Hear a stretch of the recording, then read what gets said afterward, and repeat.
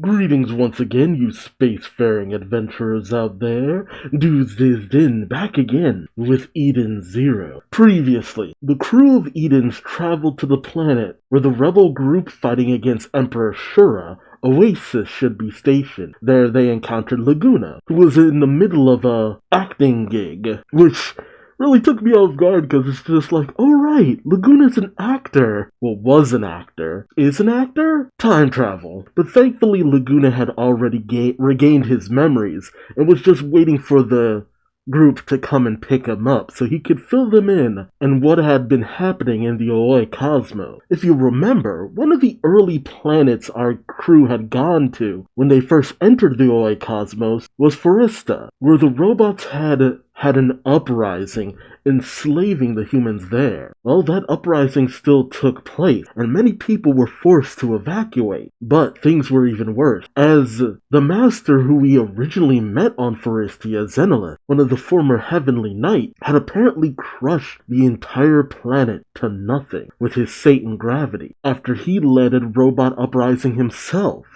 It seems as though Zenilith has essentially taken the place of Ziggy in this universe, despite the fact that Ziggy was previously under control of the Edens One. And it doesn't make much sense. Zenilith was a former humanoid creature with his brain in a robot body. Why would he be leading a robot uprising? And things get even more interesting when Emperor Shura manages to trap down the Oasis base. So from learning about one problem to encountering another. And despite Shiki's willingness to try to befriend Shura in this universe like he tried with Draken, Laguna just doesn't see it that way. Will Shiki's kindness and friendship win out in this universe? Or will Shura be just as demented as previously? Join me as I find out, won't you? Laguna in his natural element, chilling out, drinking tea? Coffee? Hard to say. Chapter 238, Encounter on the Sands. Someone calls out to the members of Oasis, the Imperial Army is attacking. All hands to battle station. Goodwin questions, seriously? Laguna sweat, wondering, but why now? Homura starts to say, surely it is not because we... While Wise tells her, don't say it. Klein questions her brother while Chris says, ready for a fight? Happy says, Pino, call the ship. Well, Pino says right away, but as Rebecca calls out to and looks to Shiki, he has a stern look upon his face, and suddenly Shiki warps through a portal. Man, he's really using the heck out of that ability. Much to Rebecca's shock, Wise simply calls out that little, while Chris says after him. We see Shura's flag whale ship thingy. It's kinda cool. Nearing the location of the Oasis base, Shura sneering a wicked grin. We then see the members of Ocean 6. Nessa, who questions, why is he coming way out here? And must Oceans come with him? Lyra says, seriously, I hate that he drags us along on all his little pleasure trip. Caleb sternly says, he may be flawed, but he is still the ruler of our empire. Say his name with respect. Honestly, I forgot how laid back this group kinda was. Marianne says, maybe flawed. While Sika just says, ho ho ho. Well, the fact that Sika is still alive says a lot. While Fabiano might not die in this universe, says, Emperor Shura, have you located Oasis's headquarters? Shura simply says, nope, but they'll come out of hiding if we burn the whole city to the ground, right? Okay, maybe Shura's not a good person in this universe? Ijun then sternly says, says, we're not doing that. And just stops Shura cold in his tracks. Okay, Shura is definitely different in this universe. She then says, or can't you do as I ask? I get the feeling she's a little bit more in control in this universe. Maybe no brainwashing took place? Shura then shrinks back saying, no, I mean... Nessa laughs saying, ha, even Shura is no match for his blushing bride. Okay. So, in this universe, they're in a more legit relationship instead of, Lyra says, you go, Ijuna. Give him what for? What for? Shura blushes saying, she's not my bride. While Ijuna grabs onto his arm saying, just his fiancé. Okay. Gee. Miriane says, I'm jealous. I wish I had a dreamy boyfriend. Well, Sika says, no, you're not old enough. Aww. Oh, suddenly their ship is, brought to a dead stop, it seems? Caleb questions what happened, while Fabiano questions, an enemy attack? Near Shura shouts, "Come on, we haven't done anything yet," while Sheikah tells them the ship is operating normally. Nessa starts to question, then what? While Mariani says, as she looks at the screen, "Hey, look at that," as a lone figure stands before the ship.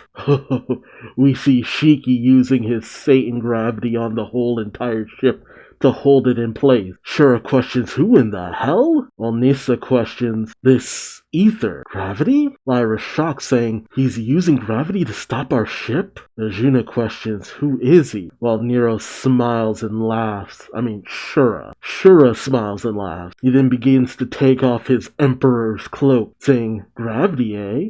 In that case, I'm gonna have to go say hello." Fabiano shouts, "Emperor Shura!" Well, Sheikah says, "You mustn't!" But Shura's already halfway out the door saying, "Nobody interfere." As Ajuna calls out to Shura, Shura comes rocketing out of the ship, hitting the ground with immense impact, while Shiki just smiles. And there he is, Emperor Shura. Jeez. It feels weird. I get it, he's a better person in this universe, but he was a real piece of work previously. Shura says, "Yo," while Shiki smiles saying, "Hey Shura, it's good to see you again." Shura questions, "Again?" Shiki, realizing what he said, says, "Oh, I mean, never mind." Shura questions, "Who are you?" And Shiki just smiles saying, "I'm Shiki, an adventurer on a quest to find Mother." Shura questions, "Mother? You believe that old fairy tale?" "Well, whatever, I don't care. Where did you get those gravity powers?" Shiki explains, "My grandpa, Ziggy, taught me." "He taught you too, right?" Shura questions, "Ziggy? Does that mean we have met somewhere before?" Shiki hazardously explains, "I mean, in a sense, yes?" Hard to explain. Shura just thinks to himself, and he immediately goes in on the attack. An attack that Shiki easily catches. God, it's weird. The memory of everything that Shura did previously is still kind of lingering in my mind, but what I see here is like Natsu and Gajeel from Fairy Tail. Like two people who had an issue previously, but now I could easily see fighting side by side. And I'm not just saying that just because Mashima worked on both. It's like the Naruto and Sasuke situation. Rivals, but the look that they've been drawn with says, we're friends, or we could be friends. It's so far out there. Man, the impact of their clash sends shockwaves rippling across the desert. Shura smiles, saying, "I knew you'd put up a decent fight." While Shiki says, "I think you've gotten stronger too since the last world." Shura just brushes that comment off, saying, "Blah, blah, blah, enough chit-chat," as he starts to raise rocks out of the earth with his gravity, telling Shiki, "No one controls gravity better than me." And Shiki readies himself, saying, "We'll see about that." It just feels like a friendly shonen manga clash. And it shouldn't, but it does. Shura launches a volley of rocks at Shiki. Shiki manages to deflect all of the hits, but Shura uses this opportunity to rush in on Shiki, kneeing him in the face. And despite bleeding from his mouth a little, Shiki, the smile hasn't disappeared from his face. Shura goes in for another kick, which Shiki manages to dodge underneath, and uses the opportunity to uppercut Shura right in the jaw. And as the two continue to clash, the members of Ocean 6 watch. Lyra is shocked, saying, "That kid, he's as good as Shura." Calum simply says, "He's strong." Nessa questions, "Really? I think he's still pulling his punches." Ooh. And Mariana adds, "Both of them are." Sheikah then questions, "How can there be another gravity wielder as powerful as His Majesty?" While Fabiano adds, "He's not the only one. There's also that abominable ghost of the past, Sinolith." Ooh, okay. So is that what we're leading to? The members of Eden Zero teaming up with Oasis and the Nero Empire? All to take on Zenolith? Jeez, that would be wild. Shiki and Shura teaming up to take on Zenolith? Dude! Alright, Shiki and Shura continue to exchange blow after blow, evenly matched. And it's not as though they don't come away with a few scrapes and scratches, but the damage is nominal. As they slide back from their simultaneous strike, they stand to their feet, and Shura simply says, I like you, Shiki. This catches Shiki a bit off guard. While Shura says, what do you say? Want to join forces? And Shiki smiles, saying, you mean you'll be my friend? And Shura cuts him off, saying, if you and I work together, then maybe we can kill Xenolith, which completely catches Shiki off guard. As Shura goes on to explain, that's what we're here for. Xenolith is on this planet, and we're going to kill him.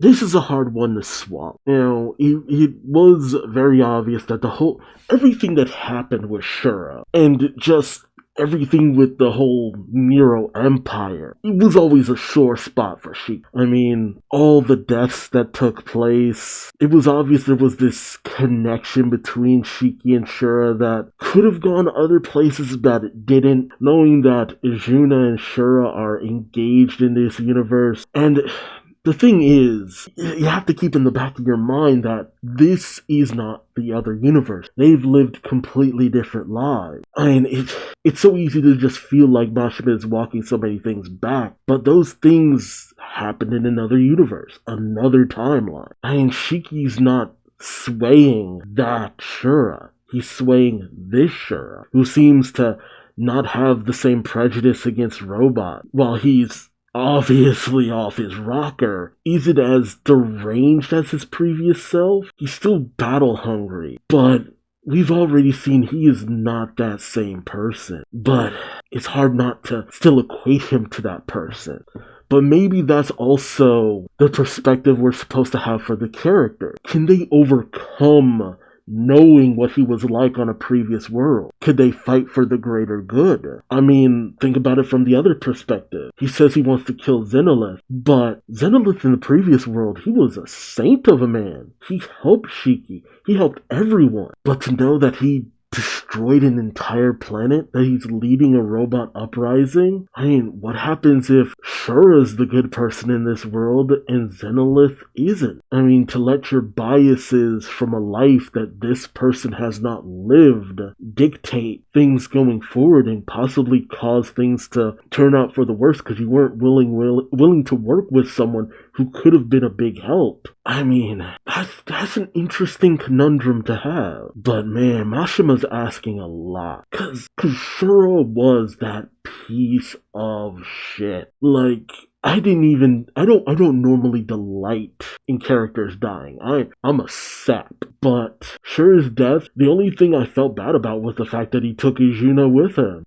It's a hard sell, man. It's a hard sell. I really have to wonder, can Mashima do the legwork to get us on this man's side? Like, you have to sell the alternate reality. And I've heard from time to time people are just like, oh, Mashima's walking it all back and all that. It's just like, I mean, from a certain standpoint, yes, but from another standpoint, no. Because again, there was a Shura who lived that life. He wasn't redeemed. He died. That Shura died. The witch we're traveling with is not that same witch who we traveled with previously. She doesn't have those experiences, those memories. I mean, think about it like this. Think about if you walked up to a random couple on the street and told them to get away from each other because in another world, the woman carved up her boyfriend and ate him. It'd be like, that give them pause and be like, and they'd probably dismiss you and joke about it and be like,